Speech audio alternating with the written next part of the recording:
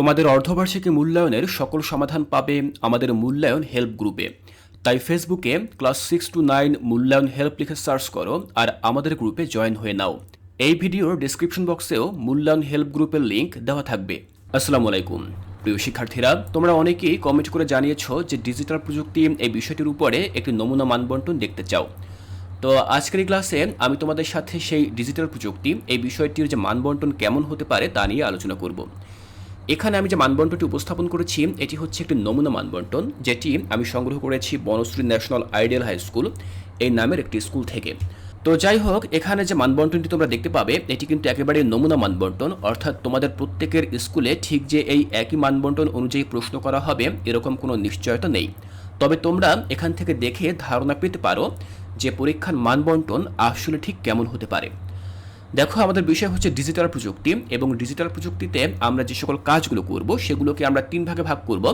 একটি হচ্ছে একক কাজ, একটি হচ্ছে জোড়ায় কাজ, এবং আরেকটি হচ্ছে দলীয় কাজ বা দলগত কাজ।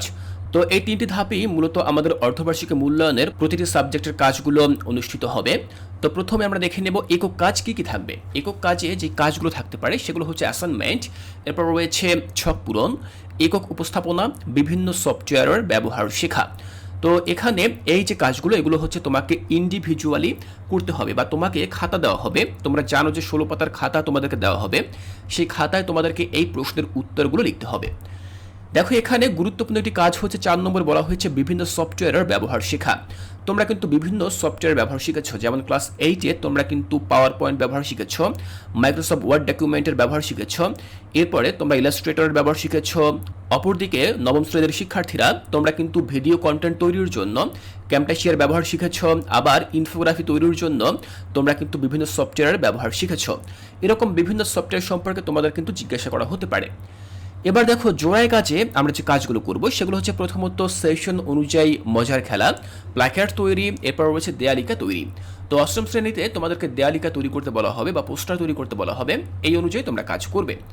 এরপরে আমরা দেখে নেব দলীয় কাজ। তো দলীয় কাজে যে সকল কাজগুলো থাকবে তার মধ্যে প্রথম কাজটি হচ্ছে পোস্টার ডিজাইন। তোমাদেরকে পোস্টার ডিজাইন করতে হবে, মোবাইলে কন্টেন্ট তৈরি, নাটক উপস্থাপনা, স্কুল ম্যাগাজিন, দলীয় উপস্থাপন, সাক্ষাৎকার। এই কাজগুলো দলগতভাবে তোমরা করবে। তো শিক্ষার্থীরা, এখানে মূল্যায়ন কার্যক্রমের যেই কাজগুলো আমি তোমাদেরকে দেখালাম এগুলো হচ্ছে মূলত শিক্ষণকালীন মূল্যায়ন, যেখান থেকে মোট 60% প্রশ্ন করা হবে। 100%-এর মধ্যে 60% প্রশ্ন তোমরা এখান থেকে দেখে নেবে। এরপরে আমরা দেখে নেব আরও কিছু কাজ, যেগুলো হচ্ছে অ্যাসাইনমেন্ট এবং প্রশ্ন, সংক্ষিপ্ত প্রশ্ন। এখানে তোমরা 20% কাজ পাবে। আবার দলীয় কাজ বা উপস্থাপনা, এখানে তোমরা 20% কাজ বা প্রশ্ন পাবে। এই হচ্ছে মূলত আমাদের 100% প্রশ্ন মোট। এখন আমরা দেখে নেব সময় বন্টন। আমরা প্রথম কাজটির জন্য 1 ঘন্টা 1 ঘন্টা করে মোট 2 ঘন্টা সময় পাবো। এরপরে 30 মিনিটের একটি বিরতি থাকবে। এরপরে আমরা 1 ঘন্টা এবং 1 ঘন্টা 30 মিনিট করে সময় পাবো। তাহলে সর্বমোট আমরা 5 ঘন্টা সময় পেলাম। তোমরাও জানো যে অর্ধবার্ষিকী মূল্যায়ন তোমাদের 5 ঘন্টা অনুষ্ঠিত হবে।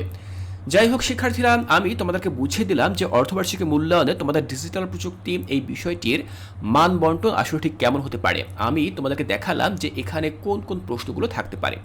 আমি আশা করছি এখান থেকে তোমাদের বুঝতে আর কোনো অসুবিধা নেই। আমি আবারও বলছি, ভিডিও শেষে আমি আবারও বলছি যে এখানে যে মানবন্টনটি আমি তোমাদেরকে দেখালাম এটি কিন্তু চূড়ান্ত কোনো মানবন্টন নয়, অর্থাৎ তোমাদের স্কুলে যে ঠিক এই একই মানবন্টন অনুযায়ী প্রশ্ন করা হবে এটি কিন্তু আমি নিশ্চিতভাবে তোমাদেরকে বলছি না। তবে তোমরা দেখে ধারণা নাও যে মানবন্টন কেমন হতে পারে।